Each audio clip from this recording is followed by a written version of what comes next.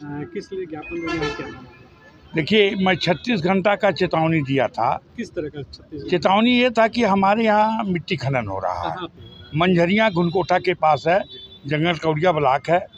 आज जो मिट्टी खनन हो रहा है ये मजनू चौकी के अंतर्गत है और कुछ हिस्सा तिवारीपुर में है। तो कहने का मतलब हुआ 5 दिन पहले जो डंपर वाले हैं वो मिट्टी खनन करें, जो भी करे सरकारी काम के लिए, कि हमारा ये विरोध नहीं है। लेकिन 7 बजे के बाद जब कोई हम लोग चलते हैं तो मेरे गाड़ी में टक्कर मार दिया था। लेकिन ये गोरक्षनाथ की धरती पे हम बच गए भगवान की कृपा से। तो कहने का मतलब ये है कि अभी हमारे यहाँ भंडारों, शेषनाग निषाद थे भंडारों के रहने वाले, और 1 महीना 1 दिन हो गया उसकी मृत्यु हो गई गरीब आदमी का। अभी तक विवेचना नहीं हो पाया। मैं परसों उसके घर गया था।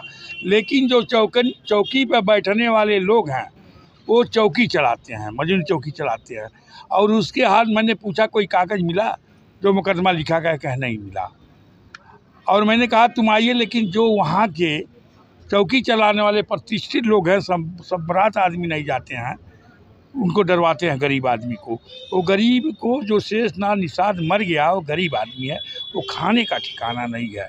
लेकिन कहने का मतलब ये है कि अगर उसका कागज़ आया होता, मैं महाराज जी से मिला था, कमिश्नर साहब से मिला था, जिलाधिकारी महोदय से मिला था, अपने स्वतंत्र प्रभार मंत्री स्वतंत्र देव से मिला था, हमारे मंत्री राष्ट्रीय लोकदल के अनिल कुमार, उनसे मिलकर मैं दिया था कागज़। लेकिन जब तक चौकी से कागज़ नहीं तहसील में आएगा तब से कैसे मुकदमा लिखवा लिया, कैसे उसको सहायता मिलेगा। तो कहने का मतलब है यहाँ के वरिष्ठ पुलिस अधीक्षक बड़े सज्जन आदमी हैं, वो हमसे कहते हैं कि आप लोक दल के नेता हैं, किसानों की बात किया करिए।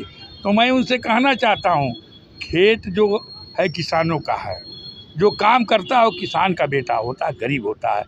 तो माननीय वरिष्ठ पुलिस अधीक्षक जी से कहना है कि शेषनाग जी का मुकदमा लिखा है, विवेचना नहीं हुआ है।